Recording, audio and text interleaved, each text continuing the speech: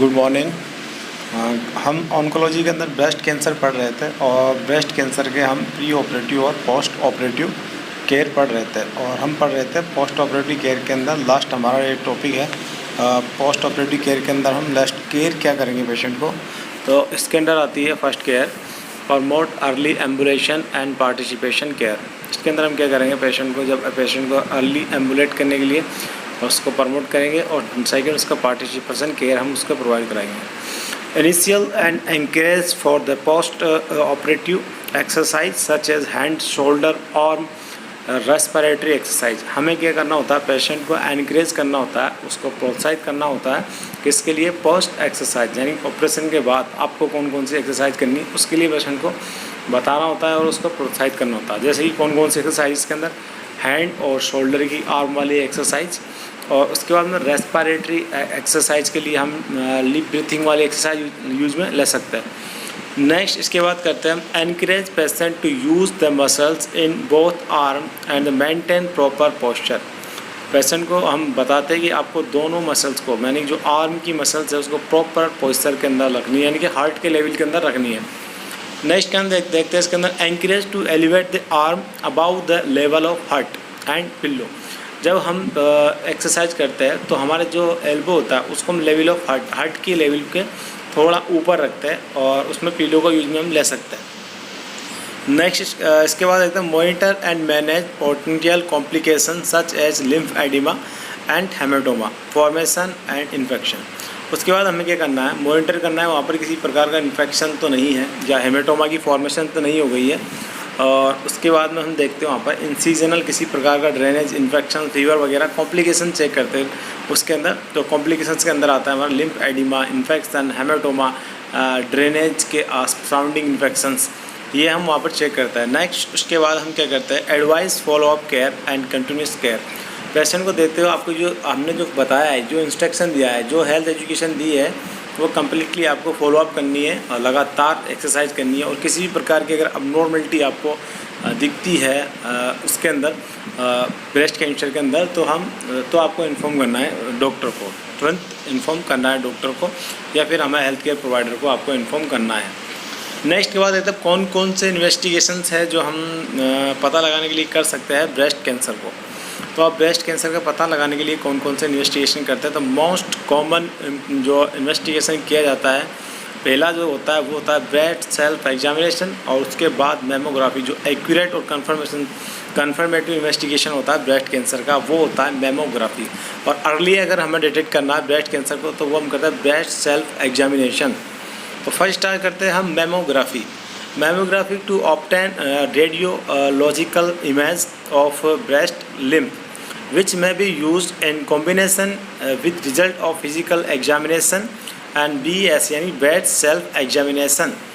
हम इसके अंदर कहते हैं कॉम्बिनेशन यूज में लेते हैं मेमोग्राफी के अंदर। एक तरफ हम करते हैं रेडियोलॉजिकल एग्जामिनेशन जिसमें हम एक्सरे वगैरह खींचते हैं ब्रेस्ट के, और सेकंड दूसरी तरफ हम ब्रेस्ट सेल्फ एग्जामिनेशन, दोनों को कॉम्बिनेशन के अंदर करते हैं। पेशेंट की जैसे ब्रेस्ट सेल्फ एग्जामिनेशन हम रेगुलरली करते हैं, उसमें पेशेंट की जैसे मेंस्ट्रुअल साइकिल हो जाती है कंप्लीट, तो उसके बाद ब्रेस्ट सेल्फ एग्जामिनेशन हम रेगुलरली करते हैं, उसके बाद में वीकली कर सकते हैं। और उसके साथ हम कंबाइन में क्या चल रहा है, मेमोग्राफी एंड रेडियोलॉजिकल, उसकी हम एक्सरे भी साथ में उसका खींचते रहते हैं ताकि हमें उसकी जो ग्रोथ हो रही है वहाँ पर, तो ग्रोथ का हम पता लगा सकते हैं। वैसे स्टेज ऑफ ग्रोथ का पता लगाने के लिए हम TNM क्लासिफिकेशन यूज में लेते हैं, स्टेजिंग क्लासिफिकेशन लेते हैं, और ग्रेप जो हमने ग्रुप दिया था वो स्टेज वो उसके अंदर यूज में लेते हैं। तो यहाँ पर हमने क्या किया, हमने मेमोग्राफी के अंदर कॉम्बिनेशन यूज में लिया है फिजिकल एग्जामिनेशन के लिए, ब्रेस्ट सेल्फ एग्जामिनेशन, और साथ में हमने रेडियो ऑप्टिक डाई से पेशेंट का ब्रेस्ट के लिम्फ नोड के इमेज को हमने डिटेक्ट किया है। तो इसके बाद नेक्स्ट हमने क्या किया है, digital mammography and computer assist diagnosis में be use to differentiate the tissue contrast, जो कॉन्स्टार्ट मीडियम होता है, कॉन्स्टार्ट जो हम यूज में लेते हैं इसके अंदर डिजिटल मेमोग्राफी के अंदर। तो इसमें क्या करते हैं, कंप्यूटराइज द्वारा हम डायग्नोस पता लगाता है डिफरेंट टिश्यू ऑफ कॉन्स्टार्ट, जो हमारे जो ब्रेस्ट कैंसर में जो ब्रेस्ट के अंदर अलग अलग डिफरेंट टाइप के टिश्यूज़ में अबनॉर्मलिटी हुई थी, तो वहाँ पर क्या होता है उसका अबनॉर्मलिटी असिस्ट पता लगाने के लिए हमने क्या कहा, डिजिटली तरीके से उसको कॉन्स्टार्ट यूज में लेके वहाँ पर किया है। अब यहाँ पर हमने अलग अलग टाइप के ग्रेडिंग सिस्टम उसको पता लगाने के लिए यूज में ले सकते हैं। T0 हम यूज में लेते हैं जैसे पेशेंट एक जो कैंसर का जो पार्ट है आपका, जो सेल्स है वो ओनली एक पार्टिकुलर जगह पर ही है, तो वो उसमें T1 यूज में लेते हैं। अगर वो सराउंडिंग टिश्यू तक पहुंच जाती है तो हम T0 और उसके बाद में हम लेते हैं T1। और अगर आसपास के ऑर्गन को वो थोड़ा स्प्रेड करती है, वहाँ तक आसपास के ऑर्गन को करती है, तो T3 और T4 के अंदर मेटास्टेसिस होता है। यानी ये पूछता है मेटास्टेसिस कौन से स्टेज के अंदर होता है। T4 स्टेज जो होती है हमारी, उसके अंदर मेटास्टेसिस होता है, जिसमें लंग्स मतलब किसी भी कैंसर है, कोई सा भी कैंसर है, वो एक पार्ट से दूसरे पार्ट के अंदर कॉमनली स्प्रेड हो जाता है, उसको हम बोलते हैं मेटास्टेसिस, जो 4 स्टेज के अंदर होता है। यहाँ पर ओनली यही है कि डिजिटल मेमोग्राफी हमने यूज में ली है कंप्यूटर टोमोग्राफी को असिस्ट करने और ब्रेस्ट कैंसर को असिस्ट करने के लिए। नेक्स्ट में हमने यूज में लिया है अल्ट्रासोनोग्राफी। अल्ट्रासोनोग्राफी, हाँ इसमें हम पढ़ते हैं अल्ट्रासोनोग्राफी हम यूज में लेते हैं। Use the mammography is use to distinguish fluid cyst for the malignant lesion. इसके अंदर हम मेमोग्राफी के अंदर क्या करते हैं, हम फ्लूइड को डिटेक्ट करते हैं, कितना फ्लूइड एक्यूमुलेशन हो रहा है, सिस्ट तो नहीं है वहाँ पर, ट्यूमर का फॉर्मेशन तो नहीं हुआ है, तो और मैलिग्नेंट लीजन्स तो वहाँ पर नहीं है। मैलिग्नेंट लीजन्स होता है अबनॉर्मल सेल को ही हम मैलिग्नेंट लीजन बोलते हैं। उसके बाद देखते हैं हम एमआरआई करते हैं। एमआरआई क्यों करते हैं? To serve as adjunct to the mammography to determine the exact size of the lesion or the presence of multiple topic for the precisely जो हम करते हैं उसको पता लगाने के लिए हम करते हैं एमआरआई। एमआरआई का मेन मकसद होता है यहाँ पर कितना आपका जो साइज़ है ट्यूमर की वो कितनी बड़ी है और कौन कौन से ऑर्गन में वो सेपरेट हो सकता है, तो उसका पता लगाने के लिए हम करते हैं एमआरआई। उसके बाद हम करते हैं प्रोसीजर फॉर टिश्यू एनालिसिस के लिए हम प्रोसीजर करते हैं। उसमें फर्स्ट करते हैं हम फाइन नीडल एस्पिरेशन, सेकंड करते हैं इसके अंदर सर्जिकल बायोप्सी। तो फर्स्ट जब प्रोसीजर करते हैं हम टिश्यू एनालिसिस के लिए, तो उसमें आता है फाइन नीडल एस्पिरेशन। एस्पिरेशन का मतलब हम होता है किसी भी चीज़ को एस्पिरेट करना, नीडल से एस्पिरेट करना। जैसे एनजी ट्यूब लगाते हैं हम, और एनजी ट्यूब में एस्पिरेट करते हैं, स्टोमक कंटेंट को बाहर निकालता है एस्पिरेट करके नेगेटिव प्रेशर से, तो वो होता है एस्पिरेशन। यहाँ पर एस्पिरेट नीडल द्वारा किया गया है, फाइन नीडल क्योंकि हम पता लगाना चाह रहे हैं ब्रेस्ट कैंसर को, तो यहाँ पर हमने लिया है fine needle aspiration.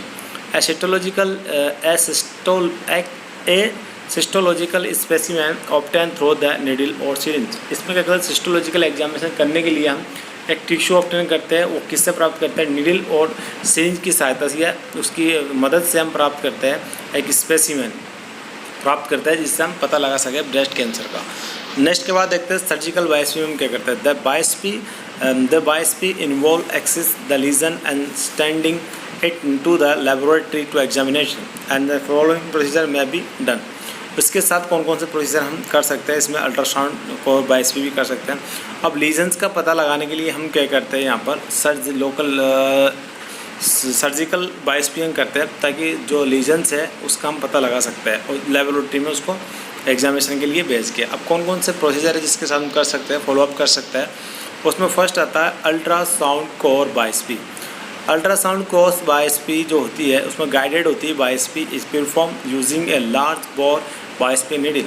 Large bore biopsy needle use में लेके हम अल्ट्रासाउंड उसकी मदद से नहीं, अल्ट्रासाउंड की मदद से हमने लार्ज बोर नीडल को देखते हुए वहाँ पर बायोप्सी लेते हैं अल्ट्रासाउंड की वजह से, यानी कि अल्ट्रासाउंड गाइड प्रोसीजर है ये। नेक्स्ट के बाद इसके अंदर आता है एक excisional biopsy. The entire lesion and the margin of surrounding tissue is remove. इसके अंदर क्या करते हैं, जो लीजन्स होता है पूरा लीजन, इंटायर यानी पूरा लीजन्स को हम, और उसके जो आसपास का जो मार्जिनल सराउंडिंग टिश्यू होता है उसको रिमूव करते हैं किसमें, एक्सिशनल के अंदर। एक है इसमें इंसिजनल, एक होता है एक्सिशनल। तो एक्सिशनल के अंदर था entire lesions, margin of surrounding tissue को हम रिमूव करते हैं।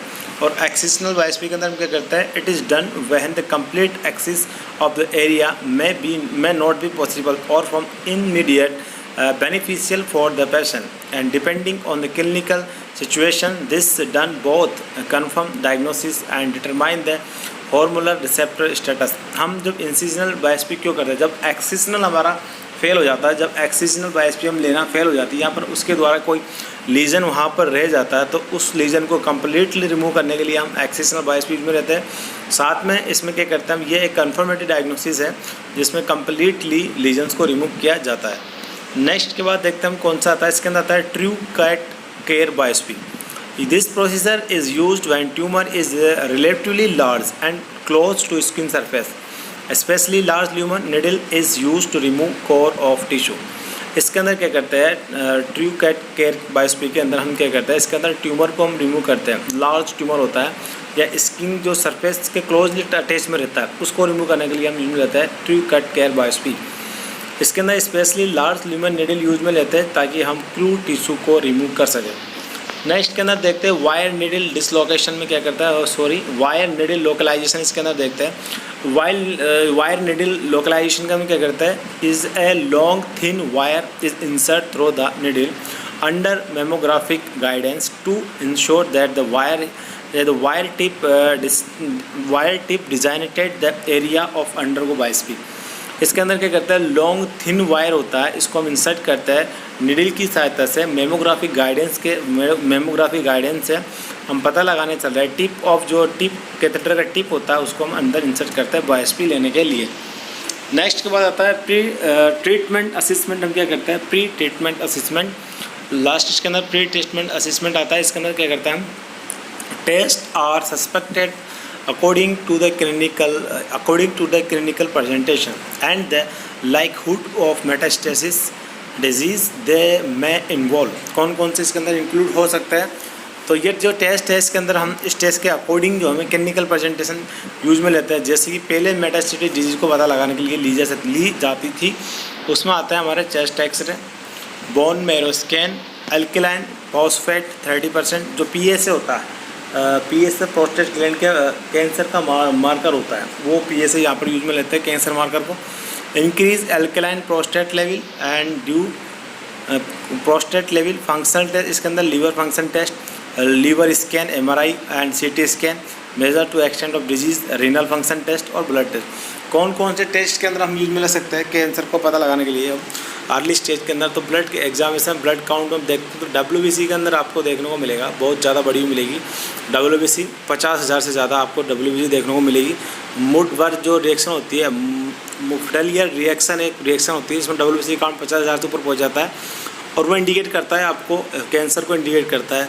और एक ESR के काउंट जो होता है नॉर्मल 0 से 22 होता है, उससे ऊपर ESR पहुंच जाता है और बहुत ज़्यादा ESR पहुंच जाता है तो वो भी इंडिकेट करता है आपको कैंसर को। ये ब्लड के अंदर ब्लड इन्वेस्टिगेशन का इसका पता लगाता है। जब रीनल फंक्शन टेस्ट करते हैं तो serum creatinine, blood urea, nitrogen का लेवल आपको बढ़ा हुआ मिलेगा वहाँ पर, तो ये इंडिकेट करेंगे आपको किडनी के फंक्शन को, क्रेटिनाइन और ब्लड यूरिया, नाइट्रोजन। उसके बाद CT स्कैन करते हैं हम, कितना डिजीज़ कितनी एक्सटेंट हुई है, कहाँ तक डिजीज़ फैली है उसका पता लगाने के लिए हमने CT स्कैन किया है। उसके बाद लीवर फंक्शन टेस्ट के अंदर हम direct bilirubin, indirect bilirubin check करते हैं और SGPOT चेक करते हैं। उसमें हम बिलिरुबिन का लेवल चेक करते हैं, कितना बिलिरुबिन का लेवल बढ़ा है बॉडी के अंदर, और MRI से हम पता लगा सकते हैं। उसके अलावा MRI गाइडेंस से हम लीवर के अंदर क्या क्या अबनॉर्मलिटी है उसका हम पता लगा सकते हैं और लीवर बायोप्सी भी हम इसके अंदर करते हैं। और एक करते हैं एल्कलाइन फॉस्फेट जो हम प्रोस्टेटिक कैंसर के अंदर करते हैं। बिनाइन प्रोस्टेटिक हाइपरप्लेसिया आपने पढ़ा होगा, बिनाइन प्रोस्टेटिक हाइपरप्लेसिया में जब प्रोस्टेटिक ग्लैंड की साइज़ वहाँ पर बढ़ जाती है तो उसके बाद कैंसर वहाँ पर हो सकता है, या इसी को हम कैंसर का एक अर्ली स्टेज बोल सकते हैं क्योंकि वहाँ पर हाइपरप्लेसिया हुआ है, साइज़ वहाँ पर बड़ी है, इंक्रीज नंबर ऑफ साइज़ उसको हाइपरप्लेसिया बोलते हैं। तो साइज़ बड़ी है वहाँ पर सेल की, इसलिए हाइपरप्लेसिया हुआ, तो वो भी अर्ली इंडिकेशन है आपका प्रोस्टेट कैंसर। तो उसका पता लगने के लिए हम करते हैं PSA, जिसमें आपका प्रोस्टेट एंजाइम लिंक वो आता है, तो वो मार्कर होता है कैंसर का। ये इन्वेस्टिगेशन थे यहाँ पर कंप्लीट। और इसके बाद हम next radiation therapy, last oncology का लास्ट टॉपिक हमारा रेडिएशन थेरेपी बच रहा है इसके बाद, और फिर उसके बाद हम नेक्स्ट टॉपिक हम लेके आएंगे 3rd ईयर के अंदर। तो ये आज यहीं तक था। उसके बाद कल हम लास्ट टॉपिक हमारा रेडिएशन थेरेपी, उसको हम कंप्लीट करेंगे और कल ऑन्कोलॉजी हमारा कंप्लीट हो जाएगा। और थैंक यू वेरी मच।